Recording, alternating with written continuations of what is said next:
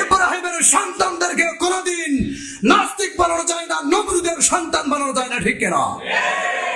তারা চিন্তা করেছিল যে আমার মোড়ে মোড়ে থাকবে বাবার ছবি, বাবার মূর্তি, ঘরের ভিতরে থাকবে, এমনকি মসজিদটা বাদ দিয়ে কোন রকম মাদ্রাসা দিনী প্রতিষ্ঠান পর্যন্ত ছাড় পায়নি। জুলুম এত বেশি হয়েছিল, যেখানে দিনী শিক্ষা দেওয়া হয় সেখানে দিনের বিরুদ্ধে গিয়ে তারা মূর্তিটা নিয়েছিল, ছবিটা নিয়েছিল, ঠিক কিনা? তাদের চিন্তা ছিল যে এই জাতিকে পরিণত করবে নমরুদের জাতি। কিন্তু মিল্লাতা আবিকুম ইব্রাহিম হুয়া সাম্মাকুমুল মুসলিমিন, মুসলমানদের জাতির পিতা কোন সাদামাতা শেখ হাসিনার বাবা নয়, মুসলমান উম্মার জাতির পিতা ইব্রাহিম আলাইহিস সালাম। সেটাই যুব সমাজ, এই মুসলিম জাতি প্রমাণ করেছে তাদের মূর্তির মুখে লাথি মেরে, ঠিক কিনা? এটা হলো ইব্রাহিমের সন্তান। সম্মানিত উপস্থিতি, আরো দেখতে পেত, কিসমত ভালো, অন্তত 45 মিনিট সময় পেয়েছিল। কথা বলেন, এই জাতিকে শিক্ষা নিতে হবে। এই ইতিহাস নতুন ইতিহাস নয়, এই জাতিকে শিক্ষা নিতে হবে। এই ইতিহাস হলো সেই ফেরাউনের ইতিহাস। আমাদের এই সপ্তাহে যে ঘটনা ঘটলো এটা হলো নব্য ফেরাউনের ইতিহাস। পূর্বে ইতিহাস ঘটেছিল, ফেরাউন জুলুম করেছিল মূসা আলাইহিস সালামের উপরে। আল্লাহ পাক রব্বুল আলামিন বরদাস্ত করেন নাই। মূসা আলাইহিস সালামের সঙ্গে বেয়াদবি করার কারণে ফেরাউনকে বেইজ্জত করে নীল নদের ডোবে দুনিয়া থেকে বিদায় করে দিয়েছিল, ঠিক কিনা? নমরুদ চেষ্টা করেছিল ইব্রাহিমের সঙ্গে বেয়াদবি করে দ্বীনকে নিভিয়ে দেওয়ার জন্য, কিন্তু আল্লাহ পাক রব্বুল আলামিন নমরুদকে দুনিয়া থেকে বিদায় করেছে জুতা পিটা করে, ঠিক কিনা? আবু জেহেল খুব চেষ্টা করেছিল আমার প্রিয় রাসূলকে হত্যা করার জন্য, 82 বার চেষ্টা করেছিল। কতবার? 82 বার হত্যার চেষ্টা করার মানে কি বুঝেন? যে মুহাম্মদকে দুনিয়াতে রাখবই না, এমনকি ইসলাম নামক বাতিটা নিভাই দেবে, জোরে কান নাউযুবিল্লাহ।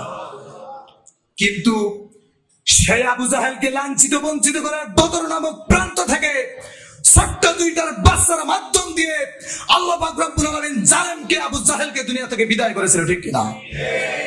এই শিক্ষা নিতে ভুলে গিয়েছিল এই জাতি, যে কারণে এদেরকেও সেই পরিণতি এমন ভাবে হয়েছে আগা থেকে গলা পর্যন্ত কুল্লু খালাস, ঠিক কিনা? আর কোন আওয়াজ আছে কেন?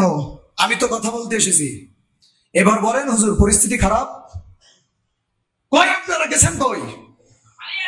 কোরআন থেকে কথা বলবো। আমি বারবার বলি, কেন আপনার মতো বেয়াদবের কাছ থেকে আমার পারমিশন নিতে হবে, ঠিক কিনা? এবার আসেন, পারমিশন আপনার কাছ থেকে নেবো আমি। আসেন।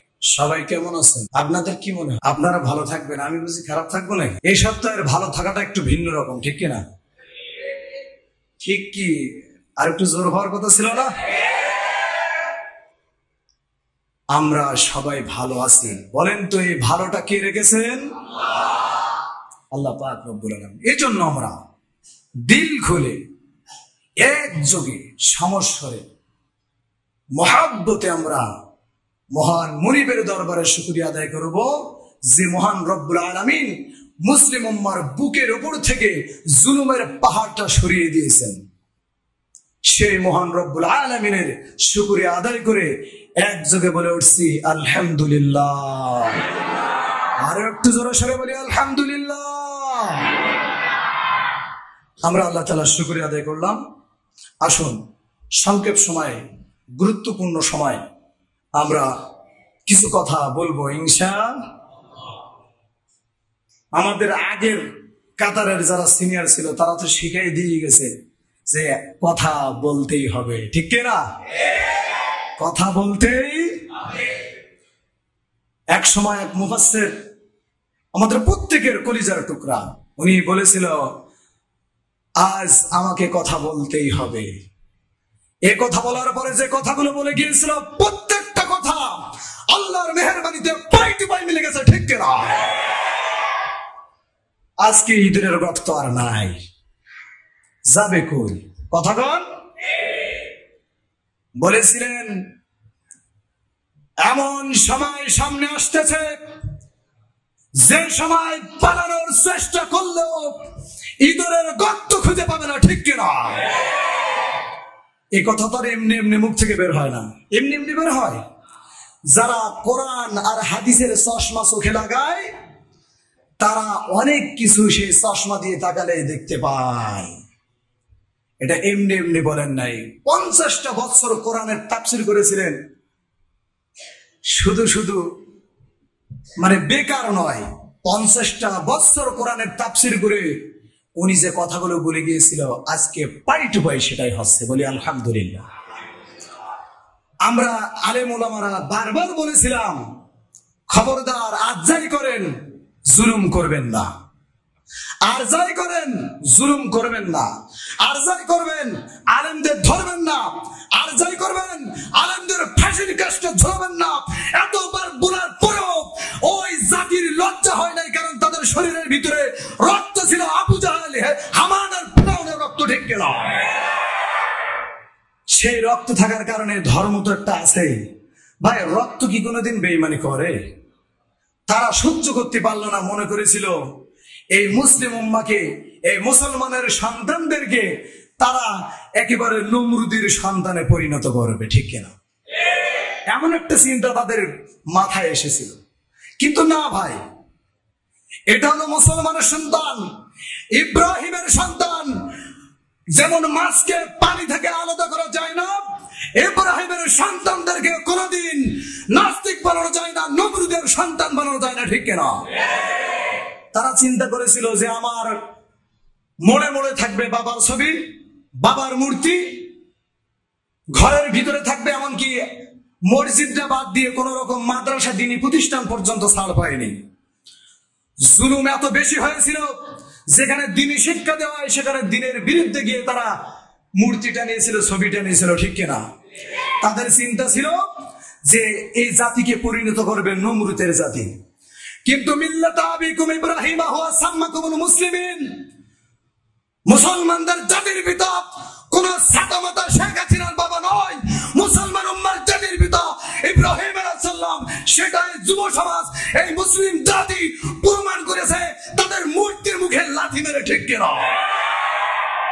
এটা হলো ইব্রাহিমের সন্তান। সম্মানিত উপস্থিতি, আরো দেখতে পেত, কিসমত ভালো, অন্তত 45 মিনিট সময় পেয়েছিল। কথা বলেন। এই জাতিকে শিক্ষা নিতে হবে। এই ইতিহাস নতুন ইতিহাস নয়, এই জাতিকে শিক্ষা নিতে হবে। এই ইতিহাস হলো সেই ফেরাউনের ইতিহাস। আমাদের এই সপ্তাহে যে ঘটনা ঘটলো এটা হলো নব্য ফেরাউনের ইতিহাস। পূর্বে ইতিহাস ঘটেছিল, ফেরাউন জুলুম করেছিল মূসা আলাইহিস সালামের উপরে। আল্লাহ পাক রব্বুল আলামিন বরদাস্ত করেন নাই। মূসা আলাইহিস সালামের সঙ্গে বেয়াদবি করার কারণে ফেরাউনকে বেইজ্জত করে নীল নদের ডোবে দুনিয়া থেকে বিদায় করে দিয়েছিল, ঠিক কিনা? নমরুদ চেষ্টা করেছিল ইব্রাহিমের সঙ্গে বেয়াদবি করে দ্বীনকে নিভিয়ে দেওয়ার জন্য, কিন্তু আল্লাহ পাক রব্বুল আলামিন নমরুদকে দুনিয়া থেকে বিদায় করেছে জুতা পিটা করে, ঠিক কিনা? আবু জেহেল খুব চেষ্টা করেছিল আমার প্রিয় রাসূলকে হত্যা করার জন্য, 82 বার চেষ্টা করেছিল। কতবার? 82 বার হত্যার চেষ্টা করার মানে কি বুঝেন? যে মুহাম্মদকে দুনিয়া থেকে রাখবই না, এমনকি ইসলাম নামক বাতিটা নিভাই দেবে, জোরে কান্না নাউজুবিল্লাহ। কিন্তু সেই আবু জাহেলকে লাঞ্ছিত বঞ্চিত করার বদর নামক প্রান্ত থেকে ছোট্ট দুইটার বাচ্চার মাধ্যম দিয়ে আল্লাহ পাক রব্বুল আলামিন জালেমকে আবু জাহেলকে দুনিয়া থেকে বিদায় করেছিল, ঠিক কিনা? এই শিক্ষা নিতে ভুলে গিয়েছিল এই জাতি, যে কারণে এদেরকেও সেই পরিণতি এমন ভাবে হয়েছে আগা থেকে গলা পর্যন্ত কুল্লু খালাস, ঠিক কিনা? আর কোন আওয়াজ আছে কেন? আমি তো কথা বলতে এসেছি। এবার বলেন হুজুর, পরিস্থিতি খারাপ? কই আপনারা গেছেন? কই? কোরআন থেকে কথা বলবো। আমি বারবার বলি, কেন আপনার মতো বেয়াদবের কাছ থেকে আমার পারমিশন নিতে হবে, ঠিক কিনা? এবার আসেন, পারমিশন আপনার কাছ থেকে নেবো আমি। আসেন, এই কোরআনের তাফসীর মাহফিল আমি ছোট্ট মানুষ 6টা বছর কোর্স করে এই 7 বছরে পদার্পণ করেছি। আমি কুষ্টিয়া ইসলামী বিশ্ববিদ্যালয়ে যখন অনার্সে ভর্তি হই সেখান থেকে আমার মাহফিল করা শুরু। সেখান থেকে প্রত্যেকটা বছর মাহফিল করতে গেলে বিবাদ সমস্যা, মানে এমন একটা মুসিবত যে মাহফিল করা আর চুরি করা এক সমান। এমন একটা পরিস্থিতি মনে হতো, চুরি করে যেতে হবে, চুরি করে কথা বলতে হবে, চুরি করে আসতে হবে। আর ওই চোর আসল চোরেরা পাশে এসে বসে থাকবে নেতা সেজে। কি সেজে? যদি বোম মারা হয় আলিফ বের হবে না, একটা আলিফের জ্ঞান নাই। আর কোরআনের কথা বলতে হবে ওই বেয়াদবের কাছ থেকে আমাদের পারমিশন নেওয়া লাগছে। এটা ছিল জুলুম। এই জুলুমে এত বেশি পরিমাণ এই জাতির উপর খুনি হাসিনা চাপিয়েছে, তার পাপ আজকে ধরে ফেলেছে, ঠিক কিনা? সম্মানিত উপস্থিতি, আমি আপনাদেরকে একটা বিষয় ক্লিয়ার করব। সেটা হলো 3 শ্রেণীর 3টা কারণে মুসলমানকে হত্যা করা যায়। কয় কারণে? সম্মানিত উপস্থিতি, 1 নম্বর কারণ হলো, আমি লিখে এনেছি, হাদিস থেকে লিখে এনেছি, বানোয়াট কোনো কথা বলবো না। 1 নম্বর হলো, যদি কেউ মুরতাদ হয়ে যায়, সে আর মুসলিম থাকে, কালেমা পড়লো ঠিক কিন্তু মুরতাদ হয়ে গেল। খুব মনোযোগ দিয়ে বুঝবেন, বর্তমান সময়ে এই বিষয়গুলো অবশ্যই কেউ জানা, কারণ আমরা অনেকে সীমা লঙ্ঘন করে ফেলছি। ইসলাম আমাকে যে রুটিন দিয়েছে সেটাকে আমার ফলো করতে হবে, ঠিক কিনা? না ইফরাত, লা ইফরাত লা তাফরিদ। আমরা চাইলে এক চুল বাড়াবো না, এক চুল কমাবো না। হুবহু আমার আল্লাহর পক্ষ থেকে আসা বিধান, আমার রাসূল যেমন করে আমল করে গেছে আমাদেরও সেই একই ভাবে আমল করতে হবে, ঠিক কিনা? তা আসেন, আমরা বর্তমান সময় আবার হত্যা এরকম কিছু কথা শোনা যাচ্ছে, তাই না? তো আমরা সঠিক না ভুল আমরা একটু জানবো। 1 নম্বর হলো, মুরতাদকে হত্যা করা যাবে। কাকে হত্যা করা যাবে? মুরতাদ হয় মানুষ যারা ইসলাম থেকে, ইসলামের গণ্ডি থেকে বের হয়ে যায়। 1 নম্বর মুরতাদ সে যে রাসূলকে গালি দেয়। কাকে গালি দেয়? আমার নবীজি যখন মক্কা বিজয় করেছিল, মক্কা বিজয়ের পরে আমার রাসূল সাল্লাল্লাহু আলাইহি ওয়াসাল্লাম লৌহ বর্ম মাথায় দিয়ে ঘোড়ার পিঠে উঠে যখন মক্কায় প্রবেশ করলেন, মাথা থেকে সেই লোহার টুপি সরানোর পরে একজন এসে বলছে, ইয়া রাসূলুল্লাহ, অমুক জায়গায় রাফে নামে এক ব্যক্তি কাবার গেলাফ ধরে আছে। কি ধরে আছে? আমার নবীজি সঙ্গে সঙ্গে বললেন, তোমরা তাকে হত্যা করে ফেলো। আল্লাহু আকবার। মক্কা বিজয়ের পরে আমার রাসূল সাল্লাল্লাহু আলাইহি ওয়াসাল্লাম এত বড় রাহমাতুল লিল আলামিন সবাইকে সাধারণ ক্ষমা ঘোষণা করেছিল। সুবহানাল্লাহ। সাহাবীদের বলেছিল, তোমরা আমার অর্ডার ছাড়া কাউকে ধরবা না, কাউকে পিটাবে না, কাউকে মারবা না, কারোর অধিকার খর্ব করবা না, কারোর সম্পদ হাত দিবা না। সবাইকে ক্ষমা করেছিল, কিন্তু হাতে গোনা কয়েকজন দাগী আসামি, তাদেরকে বাদ দিয়ে 1500 থেকে 16 জন হবে, তাদেরকে আমার নবীজি হত্যার অর্ডার দিয়েছিল, তাদেরকে হত্যা করে দুনিয়া থেকে বিদায় করা হয়েছিল। আমি ওই জাতিকে বলতে চাই, আজকে হাতে সুযোগ এসেছে, এই সুযোগকে কাজে লাগাতে হবে। কিন্তু এর মানে নয় যে নিজের হাতে আইন তুলে নিয়ে যাকে যেখানে পাবেন ব্যক্তিগত কারণে তাকে সেভাবে মারবেন, এটা হবে না, এটা হতে পারে না। এটা ইসলামের শিক্ষা নয়। ইসলামের শিক্ষা হলো, যে খুনি হাসিনা আয়না ঘর তৈরি করে অসংখ্য মায়ের কোলকে খালি করে বদ্ধ ঘরে আটকে রেখে জুলুম করেছিল, অসংখ্য মায়ের সন্তানকে বুকি গুলি মেরে দুনিয়া থেকে বিদায় করে মায়ের কোল খালি করেছিল, অসংখ্য আলেমকে জেলে বছরের পর বছর ভোগাই বহুদিন ধরে তাদের নির্যাতন করেছিল, এমনকি আলেমদের গলায় ফাঁসির কাস্টে ঝুলে তাদের দুনিয়া থেকে বিদায় করেছিল। এই খুনি হাসিনাকে সময় এসেছে তাকে ট্রাইব্যুনাল গঠন করে ধরে এনে তার ফাঁসির কাস্টে ঝুলাই দুনিয়া থেকে বিদায় করার সময় এসেছে, ঠিক কিনা? কিন্তু আন্দাজে কাউকে ধরে নয়, প্রশাসনিক কায়দায়। কোন কায়দায়? আমি কি আপনাদের বোঝাতে পারতেছি? দাগি যে আসামিগুলো আছে, কাউ আমার কাছে যেগুলো এসে বলতো খেলা হবে, ছিল না এরকম দাগি মার্কা কাউয়া গুলারে ফাঁসিতে ঝোলাতে হবে। আমি আপনাদের স্পষ্ট ভাষায় বলতে চাই, যারা মুরতাদদেরকে হত্যা করার সময় এসেছে। এক নম্বর যারা আমার রাসূলকে গালি দিয়েছিল আমরা কিছু বলতে পারি নাই, সর্বোচ্চ চিল্লাচিল্লি করেছিলাম। এখন হাদিস অনুযায়ী সময় এসেছে মুরতাদকে হত্যা করতেই হবে, ঠিক কিনা? এজন্য যারা বর্তমান দেশের দায়িত্ব নিচ্ছে, যারা এই দেশকে নতুন করে স্বাধীন করেছে, তাদের জন্য আমরা দোয়া করি আল্লাহ তাদের উত্তম সাজা দান করেন বলে আমিন। যে সমস্ত আমার প্রাণের যুবক ভাইরা, আমি একজন বিশ্ববিদ্যালয়ের মাস্টার্সের বর্তমান স্টুডেন্ট, আমিও বলতে চাই আমার প্রিয় ভাইরা যারা এই দেশকে নতুন করে স্বাধীন করে জুলুমের পাহাড়কে সরিয়ে দিয়েছে, আমি দোয়া করি আল্লাহ পাক রব্বুল আলামিন আমাদের প্রত্যেক ভাইকে যেন ইসলামের জন্য কবুল করে নেয়, জোরে বলি আমিন। আর যারা এই সংগ্রাম করতে গিয়ে জীবন দিয়েছে, দুনিয়া থেকে শাহাদাতের বরণ করেছে, আল্লাহ পাক রব্বুল আলামিন তাদেরকে যেন জান্নাতুল ফিরদাউসের মেহমান বানায়, জোরে বলি আমিন। কিন্তু এবার তাদের আমার পরামর্শ রয়েছে, আমার ভাইরা আপনারা তো সব কোরআন সুন্নাহর আলোকে তো জীবন করছে, সবাই ইলম অন্বেষণ করতে পারেননি, যে কারণে কিছু ভুল হতে পারে। এবার আপনাদের সিদ্ধান্ত নিতে হবে আস্তে আস্তে করে গোটা কোরআনের সমস্ত আইনকে সংবিধান বানিয়ে সংবিধান হিসেবে দেশে পরিচালনা করা। যদি করতে পারেন, আজকের সুনাম সুখ্যাতি আপনাকে আঘাত চুম্বি করে দেবে, ঠিক কিনা? কিন্তু এই ভুল যদি করেন, সুনাম সুখ্যাতি আবার দুর্বৃত হয়ে যাওয়ার সম্ভাবনা আছে। তার কারণ কোরআনের বিকল্প কোন সংবিধান আর হতে পারে না।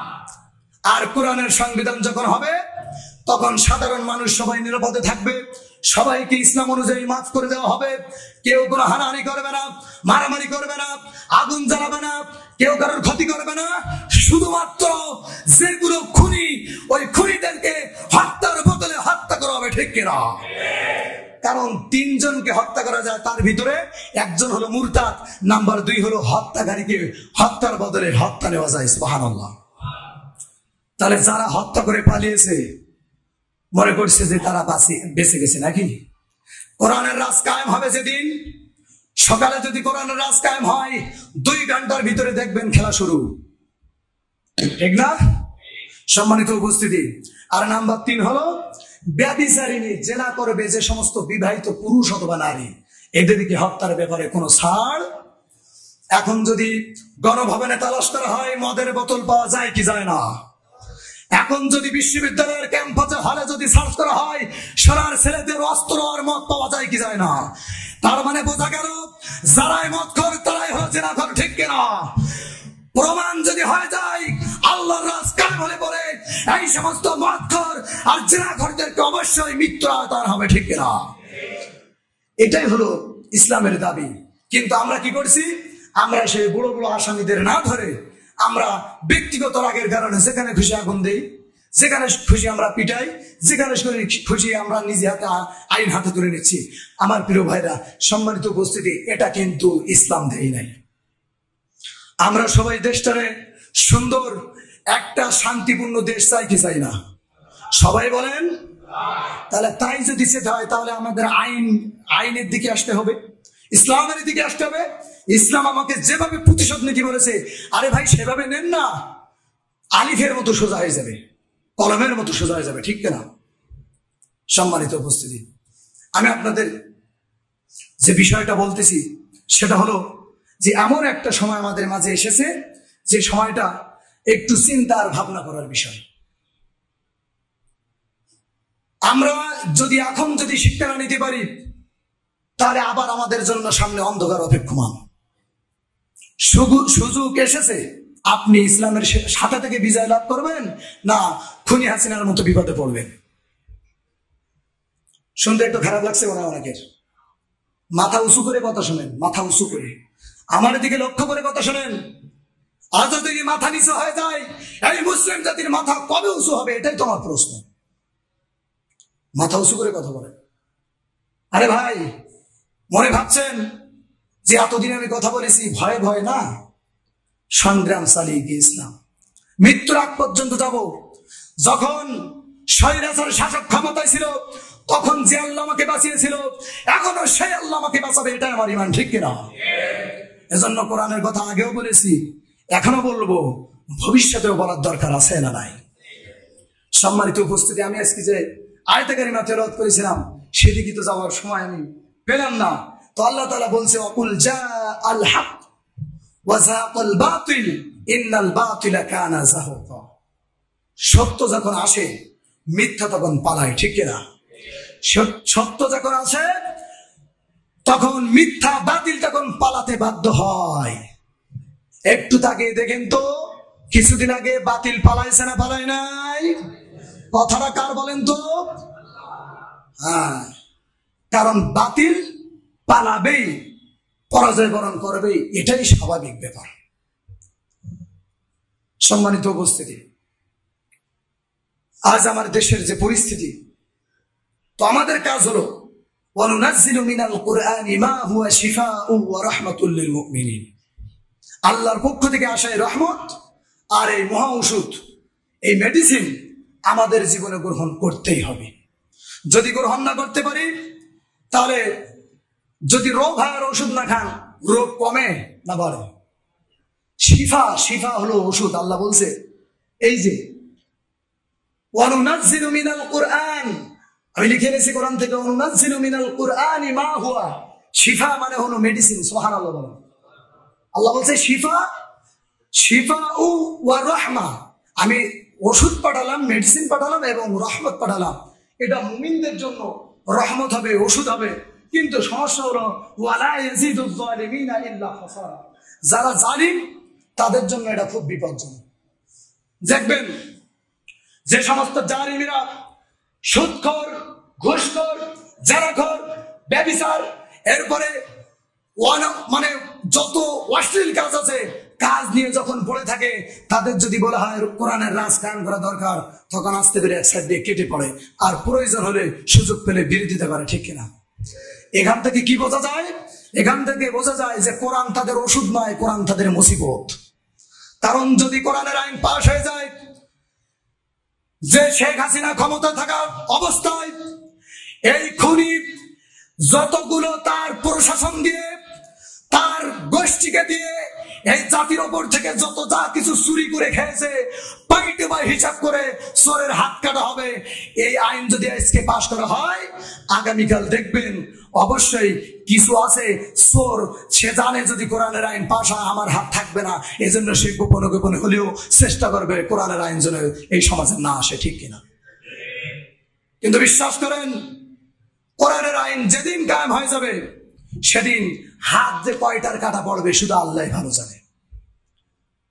আজ কি শুধুমাত্র আমাদের বলো 100% বিজয় আসে না, এটা জানেন তো? সবাইকে বলে আনন্দ করেন, খুশি হন, 100% নয়। একটি আনন্দ পেয়েছি, জালেমের পাহাড় সরে গেছে বুক থেকে, একটি আনন্দ পেয়েছি। কিন্তু মৌলিক আর একটি আনন্দ বাকি রয়ে গেছে, সেটা হলো আল্লাহর কোরআনের রাজ কায়েম হওয়া, যেরকম, ঠিক কিনা?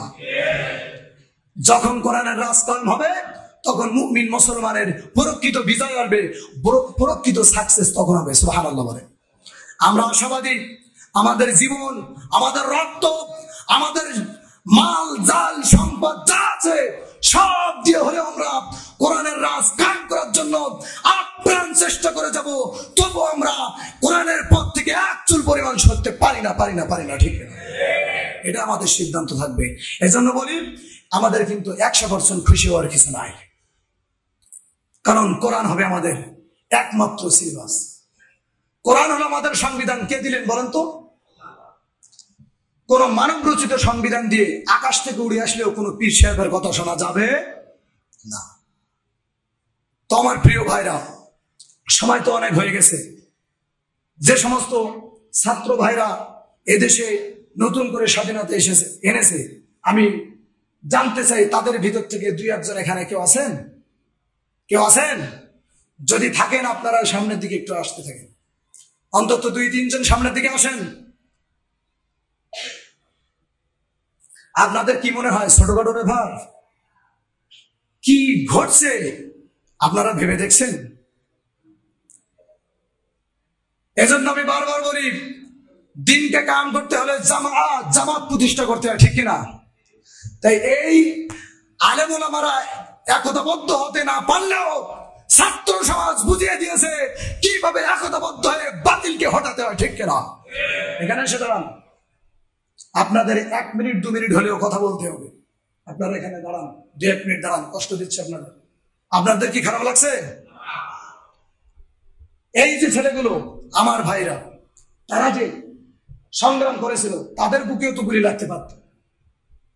তারা জীবনের বিনিময়ে কিন্তু গিয়েছিল। 2-3 জনকে আমরা পেয়েছি। এই 2-3 জনের কাছ থেকে আমরা 2-5 মিনিট, 3 জনের পক্ষ থেকে 1 জন কথা বলবে 2 থেকে 3 মিনিট, আমরা তাদেরকে একটু কথা বলার সুযোগ দেব, বলি ইনশাআল্লাহ। কারণ তাদের অবদান অনেক বেশি। এখন তাদের সাথে নিতে হবে, তাদের মূল্যায়ন করতে হবে। মূল্যায়ন করা আমাদের খুব জরুরি। আমি খুব দ্রুত ফিনিশিং দেবো, তার ভিতরে আমি 2-3 মিনিট আপনাদের কথা বলার জন্য অনুরোধ করতেছি। ছবি ছিল, যত কবর ছিল, সবগুলোকে তছনছ করে মাটির সঙ্গে মিশিয়ে দিয়েছিল। আল্লাহু আকবার।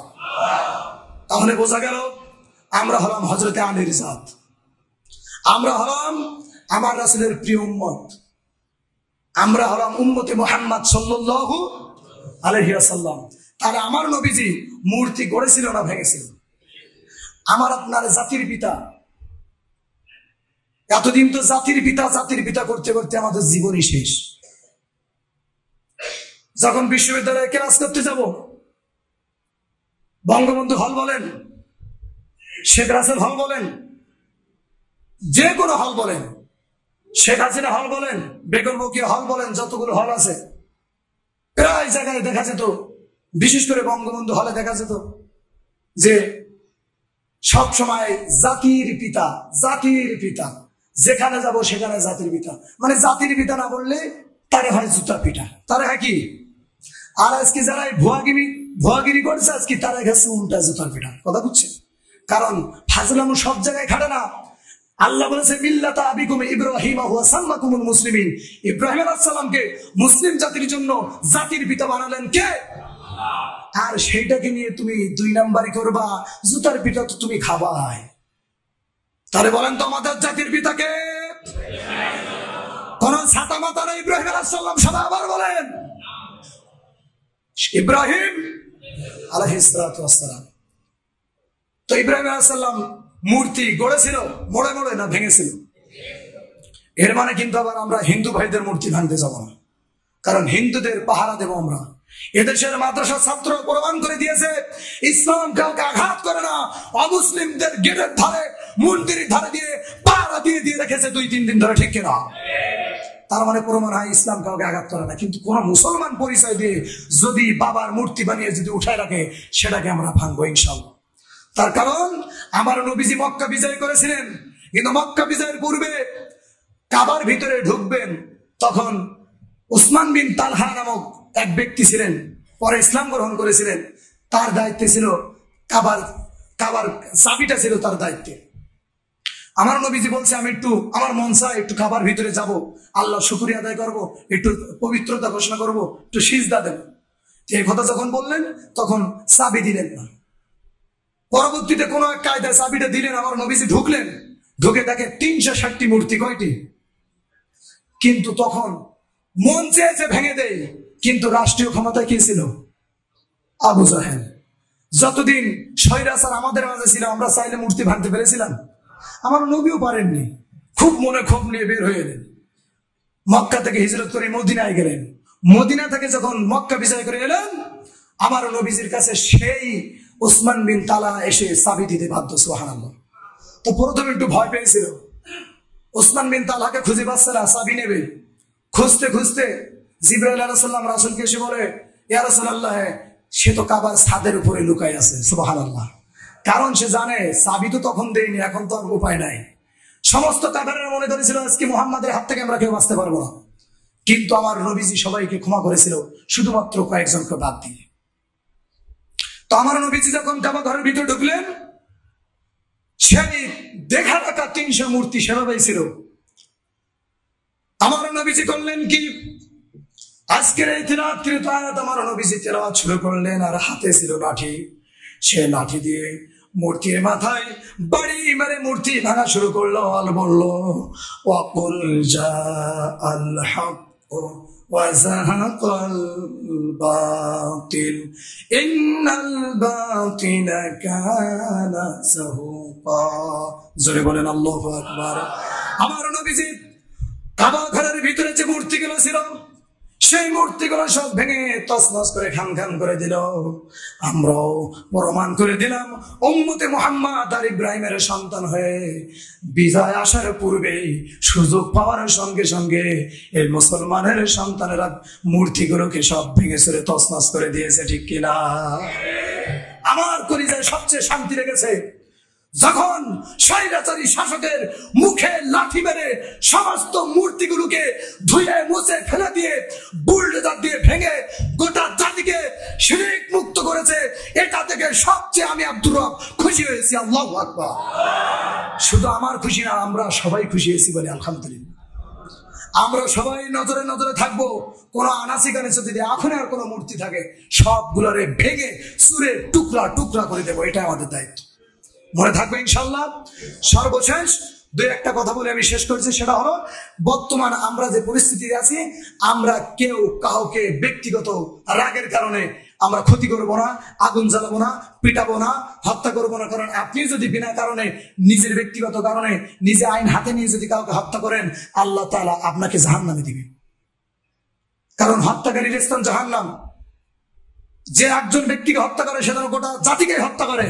আর হত্যা আইনগত ভাবে যারা হত্যা করেছে মানুষকে এবং যারা মুরতাদ ছিল, যারা ব্যভিচার করেছে, প্রমাণ যখন হবে তখন আমরা অবশ্যই তাদের আইন শৃঙ্খলা বাহিনীর মাধ্যম দিয়ে তাদেরকে ধরে আমরা অবশ্যই তাদেরকে একটা সুষ্ঠু বিচার করবো ইনশাআল্লাহ। বিচার করতেই হবে। আর সবার মনে একটা দোয়া থাকবে যে আল্লাহ, যেই খুনি, যেই স্বৈরাচার অসংখ্য মায়ের বুকটা খালি করেছে, বিশ্বাস করেন এই আয়না ঘর না দেখলে প্রমাণ নিজের ভিতরে আসতো না যে আমার বাংলাদেশে শুধু বলা হয় স্বাধীন বাংলাদেশ, স্বাধীন বাংলাদেশ। তো স্বাধীন বাংলাদেশে এত বড় অন্ধকার একটা জুলুমের কারাগার ঘর যে ভিতরে সে বানিয়ে রেখেছিল, এটা জাতি জানতো না। হঠাৎ করে আরে বেশি ধরে নিয়ে গেল রাত 12টার সময়, কে নিয়ে গেল, কোথায় নিয়ে গেল, কেউ কোনো খবর জানে না। ধরে নিয়ে আয়না ঘরের ভিতরে রাখছে, চোখ বেঁধে নিয়ে ছেড়ে দিয়েছে। সে নিজেও জানে না যে কোথায় সে আসলো, সে নিজেই জানে না কোনোদিন সে বের হবে কিনা, সে কোনোদিন নিজেও জানে না সে আর বাঁচবে কিনা। তাকে ঠিক মতো খাবার দেওয়া হয়নি, কোন রকম খাবার দিয়েছে বেঁচে থাকার মতো। লাইট ছিল তো ছিল না, ফ্যানের তো প্রশ্নই আসে না, কোনো জানালা নাই, কোনো দরজা নাই। একটা মানুষকে জীবন্ত কবর দেওয়ার সামিল করেছে এই খুনি হাসিনা, ঠিক কিনা? এজন্য আমরা যতদিন না পর্যন্ত এই স্বৈরাচার খুনি হাসিনা নব্য ফেরাউনকে বিচারের আয়তানে ফাঁসির কাষ্টে না চড়াবো, ততদিন পর্যন্ত আমরা শান্তি পাবো না, পাবো না, পাবো না। ঠিক কিনা? এই মতের পক্ষে যারা রাজি আছেন, আমরা একটা বিজয় পাওয়ার কারণে আল্লাহর শুকরিয়া আদায়ে সবাই আমরা এবার এই মসজিদকে আকাশ বাতাস মুখরিত করে তুলবো। সবাই শেষবারের মতো আলোচনার শেষে আমরা এবার একই সাথে একটু স্লোগান দেব। সবাই আমার সঙ্গে স্লোগান দিতে রাজি আছেন? লিল্লাহে তাকবীর, লিল্লাহে তাকবীর, আল কোরআনের আলো, ঘরে বাইরে চলো, সংসদে চলো, আমার নেতা তোমার নেতা বিশ্বনবী মুস্তাফা, নারায়ে তাকবীর, লিল্লাহে তাকবীর, লিল্লাহে তাকবীর। স্বৈরাচারের পতন করতেই হবে, করতে হবে। স্বৈরাচারের পতন, খুনি হাসিনার বিচার, খুনি হাসিনার বিচার, ফাঁসির কাছে, ফাঁসির কাছে। আল্লাহ কবুল করুন। আরো জোরে বলি আমিন। আসসালামু আলাইকুম ওয়া রাহমাতুল্লাহি ওয়া বারাকাতুহু। শেষে সবাই দোয়া অনুষ্ঠান, শ্রমিক, রিকশা, দলমল, দল নির্বিশেষে আল্লাহ সবাই জালেমের বিপক্ষে দাঁড়িয়েছিল, আর তুমি বিজয় দিয়েছ। আল্লাহ তোমার কাছে ভিক্ষা চাই, যারা জীবন দিয়েছে মেহেরবানি করে, দয়া মায়া করে আল্লাহ তুমি প্রত্যেককে শাহাদাতের মর্যাদায় কবুল করে জান্নাতুল ফিরদাউসে মেহমান বানায় দাও। আল্লাহ তাআলা আর আমার যে সমস্ত ভাইরা সংগ্রাম করার পরে গাজী হয়ে ফিরে এসেছে, আল্লাহ তোমার কাছে পছন্দের পাত্র হয়ে ফিরেছে, তুমি মেহেরবানি করে আমার ভাইদেরকে তুমি উত্তম সাজায় খায়ার করো, উত্তম সাজা দান করো, দিনের জন্য কবুল করো। আর তোমার কাছে ফরিয়াদ করি, বর্তমান আমার দেশের যে পরিস্থিতি, যারা দায়িত্বে চলে গেছে প্রত্যেককে তুমি কোরআন অনুযায়ী রাষ্ট্র চালানোর মতো তুমি হিকমত দান করে দাও। আল্লাহ তাআলা প্রত্যেকটা মানুষের মন তোমার কুদরতে হাতের ভিতরে, তোমার আঙ্গুলের ভিতরে, তুমি যেদিকে ঘোরাও সেদিকে ঘুরে যাও। তুমি দেশের যারা দায়িত্বশীল তাদের অন্তরে তুমি দয়াময় করে মনের ভিতরে এমন কিছু লালন করে দাও, সমস্ত মানব রচিত সংবিধানকে বাদ দিয়ে তোমার জমিনে তোমার কোরআনের সংবিধান চালু করে দে। আল্লাহ তাআলা তোমার দরবারে ফরিয়াদ করি, মেহেরবানি করে আমার দেশটা তুমি জান্নাতের টুকরা হিসেবে কবুল করে নাও। আল্লাহ তাআলা আমরা আল্লামা সাঈদীকে বহুদিন আগে হারালাম, প্রায় 1 বছর পূর্তিকাল এই মাসে হারিয়েছে। তোমার কোরআনের তোমার খেদমত, তোমার কোরআনের খেদমত করেছে তোমার বান্দা, সেই বান্দাকে জানি প্রায় এই মাসের 15 তারিখে বিদায় করে দিয়েছে। আর তুমি এমন রব, আমাকারু আমাকা আল্লাহ, আল্লাহু খায়রুল মাকিরিন, সেই 15 তারিখ আসার আগে জালেমদের তুমি খতম করে দিয়েছো আল্লাহ। আল্লাহ তাআলা তুমি কি না পারো, তুমি তো ফেরাউনকে দুনিয়া থেকে বিদায় করে দিয়েছো, তুমি তো নমরুদকে বিদায় করেছো, তুমি তো আবু জাহেল আবু লাহাবকে বিদায় করেছো, আজকে আমার দেশের রব্বু ফিরাউনকে তুমি বিদায় করে দিয়েছো আল্লাহ। তোমার কাছে চাই আমার দেশটা তুমি কোরআনের দেশ বানায় দাও। হায় আল্লাহ তাআলা, আমরা যারা হাত উঠালাম জানি না কারো জনম দুঃখিনী আম্মা, জনম দুঃখিনী আব্বা, দাদা দাদি নানা নানি আত্মীয় স্বজন জানি না কে কবরে রয়েছে, জানি না কার আত্মীয় স্বজন বাবা মারও কবরে দাও দাও করে কবরের আগুন জ্বলতেছে। আল্লাহ মেহেরবানি করে যিনি বাবা হারালেন, মা হারালেন, আত্মীয় স্বজন হারালেন, দাদা দাদি নানা নানি হারালেন, চাচা চাচি খালা খালু হারালেন, প্রত্যেকের জীবনের গুনাহ তুমি মাফ করে দাও। আর মেহেরবানি করে কবরটাকে জান্নাতের বাগান বানায়া দাও। আল্লাহ তাআলা আমরা যারা হাত উঠালাম আমাদের প্রত্যেককে সমস্ত মুসিবত হতে মুক্ত করে দাও, আমাদের প্রত্যেকের দিলের ভিতরে তোমার ভয় ইস্তেকামত করে দাও। আল্লাহ তাআলা যতদিন বেঁচে থাকবো তোমার দিন ইসলামের উপর ইস্তেকামত থাকার তৌফিক দান করে দাও। তুমি আল্লাহ বাবা মার জন্য এত সুন্দর দোয়া শেখাই না, এমন সুন্দর দোয়া তো কেউ শেখাই না। সবাই আমার সঙ্গে পড়ুন, রব্বির হামহুমা কামা রব্বায়ানি সগীরা, রব্বির হামহুমা কামা রব্বায়ানি সগীরা। আমাদের বাবা মাদেরকে যেমন করে কোলে পিঠে লালন করেছে রব্বুল আলামিন, তুমি মেহেরবানি করে আল্লাহ আমাদের বাবা আমাকে তোমার রহমতের কোলে তুমি লালন পালন করো। আল্লাহ তাআলা আমরা যারা হাত উঠালাম প্রত্যেকের পরিবারটা তুমি জান্নাতের টুকরা হিসেবে কবুল করে নাও, প্রত্যেকের সমস্ত মুসিবত হতে মুক্তি দান করে দাও, প্রত্যেকের ঋণ হতে মুক্ত হওয়ার তৌফিক দান করে দাও, প্রত্যেকের বারাকা দাও রিজিকে রব্বুল আলামিন। আল্লাহ তাআলা তোমার দরবারে ফরিয়াদ করি, জানি না কোন দিন তুমি আমাদের সুতা ধরে টান দিবা আর ওই যে চলে যেতে হবে রব্বুল আলামিন। আর এই দুনিয়ার কেউ আমাদের ঘরে ধরে রাখতে পারবে না, আয়োজন হয়ে যাবে, জানাজা হয়ে যাবে, বাস চাপা দেবে, মাটি চাপা দেবে, ওই যে আমাকে পাট চাপা মাটি চাপা দিয়ে দুনিয়া থেকে চিরতরের মতো বিদায় করে দিয়ে আসবে, আর কোনো দিন কেউ খবর নিতে যাবে।